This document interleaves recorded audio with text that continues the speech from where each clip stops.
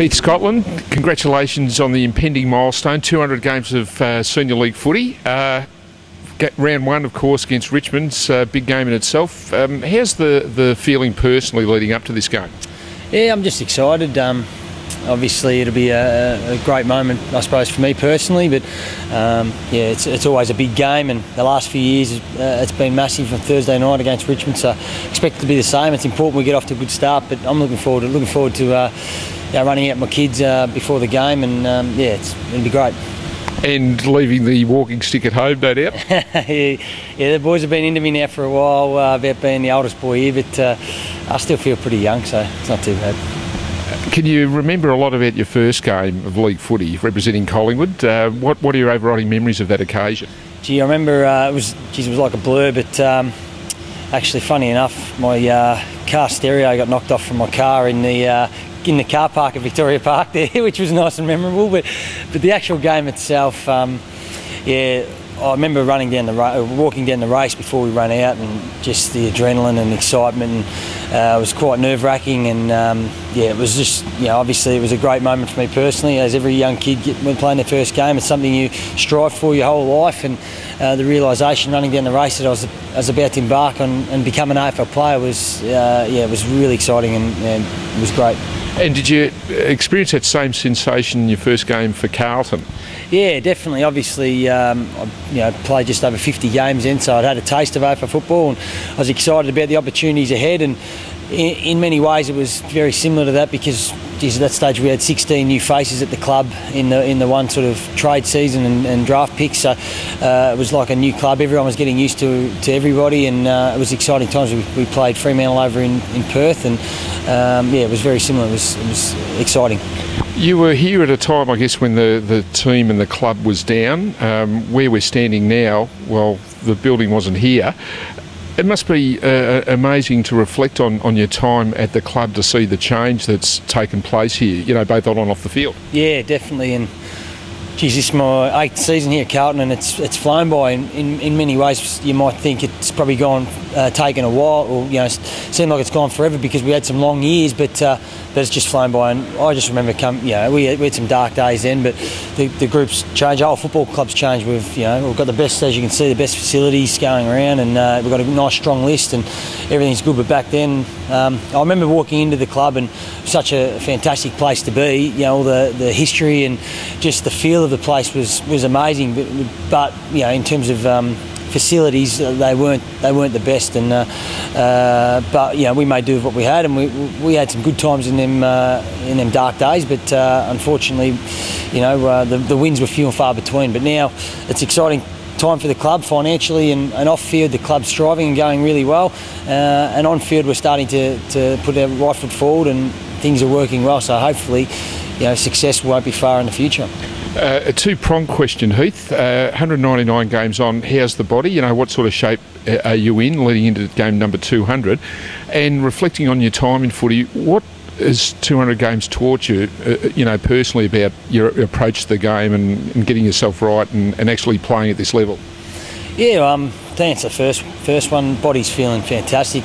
Touch wood, hopefully it continues that way. I've my last sort of 2 years now, I've had really no major concerns with my body, and I'm improving in strength and speed, and everything's going well there. So hopefully, I can maintain reasonably injury-free for the rest of my career, however long that may be. But and 200 games, I suppose, perseverance is probably one thing that sticks in my head, and just you just got to keep improving. Every year throws its challenges. There's spots up for grabs, and everyone's fighting for position. We've got 40 odd players on the list, and 22 can run out every week. So, and the ups and downs of form and wins and losses. The season throws its challenges. You got to keep improving and keep pushing yourself. I think if you can approach every training session, or majority of them anyway, and try and get the most out of it, and look for areas to keep working on your game and improving, you will keep improving, and you won't get left behind, and you keep adapting with the game, because the game is forever adapting, and players are getting better, the teams are getting better, and improvement every year is increasing quite well. So you've got to keep doing that as a player. You've mentioned earlier, your opening game for Collingwood, your opening game for Carlton. Are there any memories that, when you reflect on your 200 games, that do come to the forefront of your mind? When you look back on your time, what other moments stand out for you? Obviously, the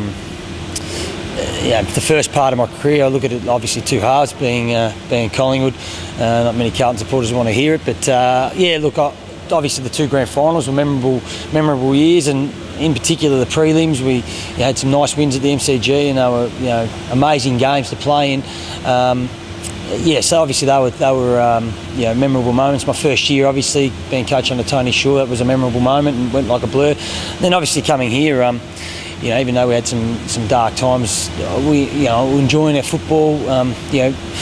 I enjoyed having the opportunity to play, which obviously I wasn't getting as much at Collingwood, and hence the reason I came over to Carlton. And the last couple of years playing finals in particular, yes, we've lost the two games, but we've been in good shape, both of them. We've just got to take the next step, and I think seeing the change from facilities to off-field to performances on, and our strength of our list now, it's exciting. And we are a very young list, and even though I am the oldest at 31, I feel good, and the energy from the group is fantastic, and you just know that success isn't far away if we can keep really pushing ourselves, and the group is really driven at the moment. So they're memorable times, because even though it's gone so quick, we can see that success isn't far. You made the conscious decision to stand aside from the leadership group. I think you cited family reasons for that in part.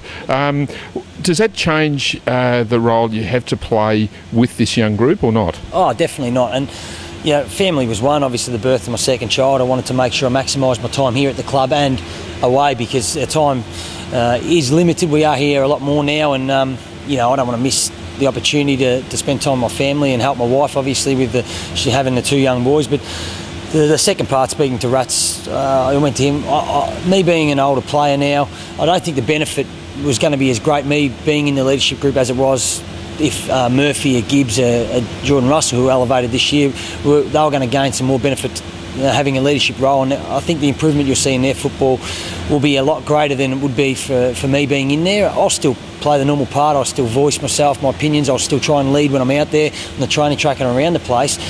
But I think the growth from these younger players to step into a leadership role will be far greater, and that we'll get more benefit as a team for them being able to take more leadership. So that was the other part of the reason.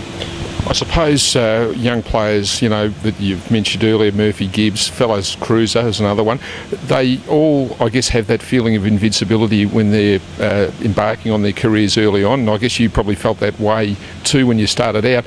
Was there a point in time where you realised that football wasn't going to be forever and that you had to make every post a winner?